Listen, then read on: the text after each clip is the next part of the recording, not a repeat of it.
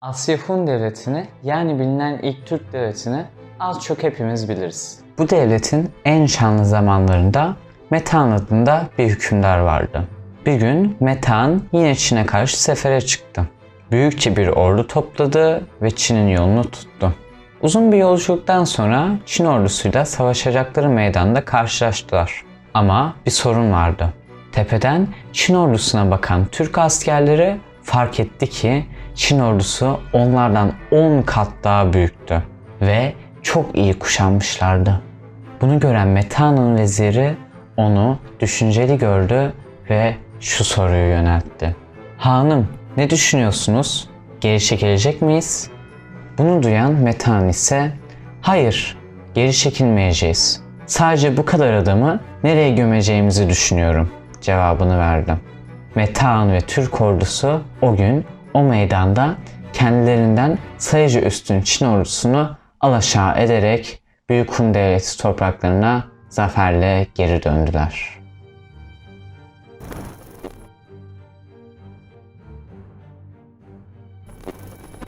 Büyük Hun İmparatorluğu, namı diğer Asya Hun Devleti, Çin kaynaklarına göre bilinen ilk Türk devletidir. Büyük Hun İmparatorluğu'nu kuracak olan Türklerin bazı rivayetlere göre M.Ö. 1700'lü yıllarda bile orada olduğu hakkında teoriler olsa da en doğru kaynaklara göre Türkler orada M.Ö. 1200 yılından beri vardır. Bu devletin adı eski Çin kaynaklarında Hyangni, eski Türkçe'de Kun, Avrupa çevirilerinde ise Hun olarak geçer. Türklerin yönettiği ve Türk gelenek ve törelerine göre düzenlenmiş ilk Türk devletidir. Hun Devleti M.Ö. 220 yılında kurulur ve M.Ö.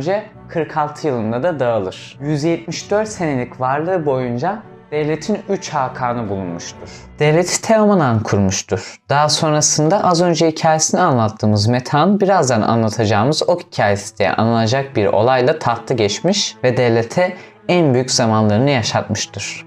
Ardından Ho Hanye tahta Çin yardımıyla geçmiş ama bu yardımdan dolayı çok çalkantılı bir dönemde tahta oturmuştur. Buraları birazdan anlatacağız ama biz önce devletin en önemli zamanlarına yani Metehan'ın zamanlarına geçelim. Metehan'ın babası Teoman Çinli eşini çok seviyor ve dediklerini her zaman uyguluyordu. Bu yüzden tahmin edebileceğiniz gibi Teoman Mete'yi tahta geçirmek yerine üvey kardeşini tahta geçirmek istedi. Buna kurultay üyeleri ve Metehan doğal olarak karşı çıktı çünkü töreye göre saf Türk kanından olan biri tahta geçmeliydi. Metehan'ın çocukluğundan beri oynadığı ok oyunu vardı.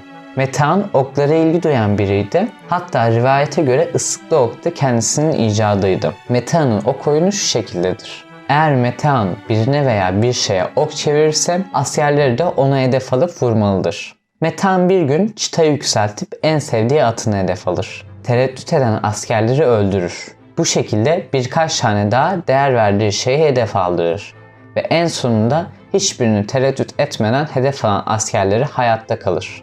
Böylece babası ile ava çıktığı zaman babasını ok çevirdiğinde askerleri de babasını nişan alır ve Teoman'ı öldürür. Normalde töreye göre bu uygun bulunmaz. Ama Teoman Han'ın Türk soyunu tehlikeye atmasından dolayı Metehan'ın yaptığı bu hareket kurultay tarafından uygun bulunur ve Metehan desteklenir. Tahta geçen Metehan tahmin edebileceğiniz üzere ömrünü seferlerle geçirir. Çinler Hun saldırılarından korunmak için M.Ö. 214 yılında dünya harikası olan Çin Seddi'ni inşa eder.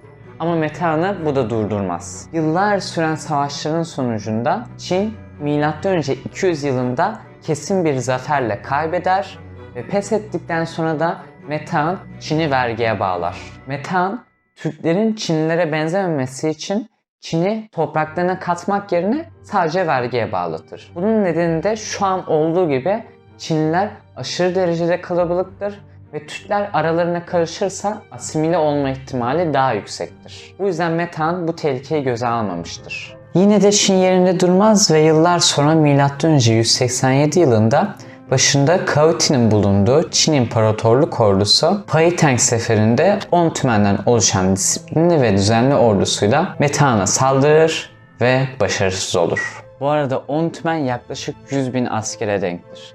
Metehan'ın ordusunda 10.000 ila 35.000 kişi arasında olduğunu söylüyor. ilk başta anlattığımız savaş aslında bu. Ama orada 10 kat gibi bir farktan bahsettik. Bu sayıları vermedik. Bunun nedeni ise sayılar belli değil. Sadece aradaki fark belli. Aynı şekilde Meta'nın 35.000 asker olduğunu iddia eden kaynaklar Çin ordusunda 35 tümen yani 350.000 asker olduğunu söylüyor. Kesin olan tek şey aradaki 10 kat gibi bir fark olduğundan dolayı size bu bilgiyi önce verdik.